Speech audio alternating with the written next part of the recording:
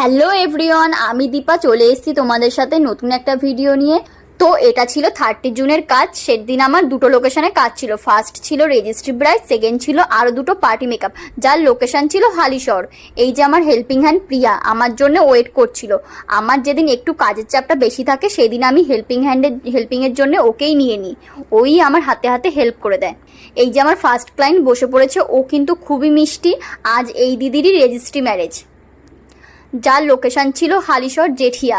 Next লোকেশনও আমার হালিশহরের মধ্যেই ছিল, যার জন্য টেনশনটা একটু কম ছিল। এখানে আমি ফার্স্ট ক্লায়েন্ট কমপ্লিট করে বেরিয়ে পড়েছিলাম। ওরা খেয়ে যাওয়ার জন্য বারবার খুবই জোর করছিল, যেটার সময় আমাদের কাছে একদমই ছিল না, কারণ অলরেডি আমাদের 30 মিনিট লেট হয়ে গেছিলো নেক্সট লোকেশনে যাওয়ার জন্যে।